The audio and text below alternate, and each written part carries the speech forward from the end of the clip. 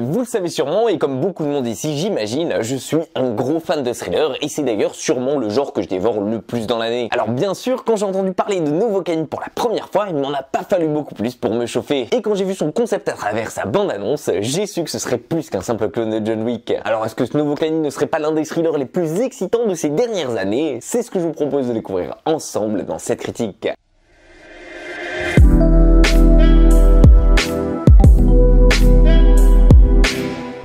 Dans Novocaine, vous allez suivre Nathan Kane, un trentenaire bien dans sa peau, assistant manager pour une banque et pour qui la vie suit son cours malgré un certain manque de piment. Car en effet, ce dernier souffre depuis la naissance d'une maladie congénitale qui l'empêche de ressentir la douleur, mais aussi tout plein d'autres choses dans la vie courante. Entre autres, il ne ressent par exemple pas les brûlures sur sa peau s'il se renverse du café dessus, mais aussi il a quelques difficultés niveau social et sentiment qui l'empêchaient jusqu'ici de trouver l'amour. Et au passage, pour que vous compreniez bien sa maladie, il ne ressent pas non plus des besoins primaires sur lui, comme par exemple celui d'aller aux toilettes. Bref, vous l'aurez compris, sa maladie l'handicape plutôt pas mal au quotidien, même si ce n'est rien de visuellement choquant. Mais tout ça, c'est bientôt terminé pour lui, lorsque ce dernier va tomber sur Cherry, une employée de banque qui travaille à ses côtés et qui va prendre les devants dans leur relation amoureuse sans vraiment lui laisser le temps de réfléchir. Enfin ça, c'est jusqu'au jour où la banque va se faire braquer et que Cherry va se faire enlever comme otage par les ravisseurs. Bref, vous allez le comprendre rapidement ici, pas besoin d'y réfléchir à deux fois, on va suivre notre futur héros se lancer à sa poursuite pour tenter de la sauver. Et alors là, j'imagine que la plupart d'entre vous l'ont déjà vu venir et ont déjà compris la comparaison d'entrée de jeu avec John Wick. Oui, Novocaine, c'est bel et bien un film de vengeance. Mais bon, petit bonus ici qui est non négligeable à mes yeux, c'est qu'en plus de nous offrir une vengeance classique, comme on l'a déjà vu des dizaines, ici ce thriller va pouvoir se démarquer justement grâce à son concept d'homme increvable et qui ne ressent pas la douleur tout en contrastant chaque scène justement entre action et douleur que l'on va ressentir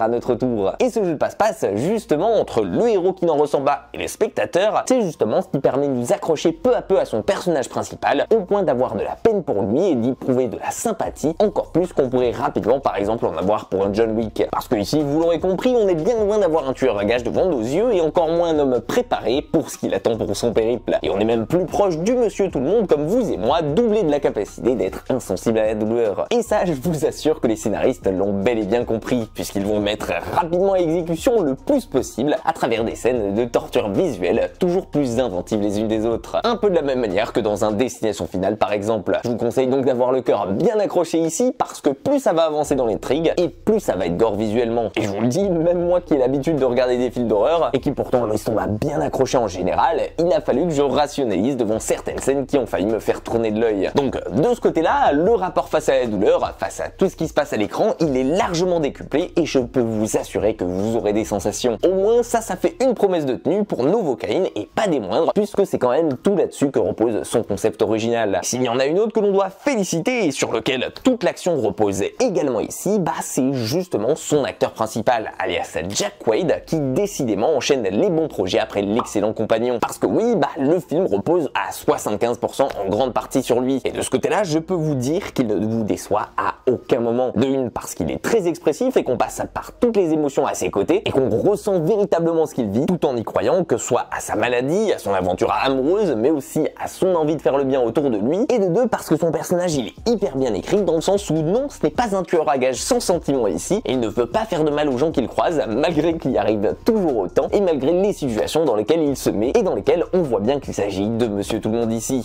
Finalement, ça fait qu'on arrive plutôt bien à s'identifier à son perso et surtout à se voir à sa place dans les mêmes situations. Franchement, de ce côté-là, autant certains pourraient dire que ça manque un peu de punch et de cascade à la John Wick, autant moi de mon côté, j'ai trouvé que ça a amené un véritable vent de fraîcheur sur le film de vengeance, parce que j'ai pas eu ce genre de barrière entre le personnage principal et moi qui fait que je sais que je regarde un film d'action et j'y crois un peu plus devant. Bon, par contre, le film est pas exempt de défauts non plus, ce n'est pas un chef-d'œuvre, surtout au niveau de son écriture des dialogues que j'ai trouvé un peu plat et surtout au niveau de son scénario qui malheureusement est plutôt simple dans le sens où passez la demi-heure de film et vous aurez déjà deviné sa fin avant. Mais en tout cas, pour pour ce qui est côté divertissement qu'il propose, pour l'humour qui est bien présent et qui contraste avec le gore à l'écran, et surtout pour son concept qui est poussé à fond dans chaque situation. Je vous le dis, ce Novocaine est une très bonne parodie de super-héros, et surtout c'est un très bon thriller qui va vous mettre une claque. Honnêtement, je ne peux que vous le recommander, surtout si vous souhaitez passer un très bon moment partagé entre comédie et action. Et vous, qu'est-ce que vous avez pensé de ce Novocaine? Est-ce que vous avez kiffé comme moi l'aventure? N'hésitez pas à me partager votre avis sur le film dans les commentaires pour qu'on puisse en débattre ensemble. En attendant, j'espère vous avoir donné envie de le voir, j'espère que la vidéo vous aura plu. Si c'est le cas, pensez au petit like, à la partager et à vous abonner à la chaîne si ce n'est pas déjà fait. Moi je vous dis prenez soin de vous et surtout à très vite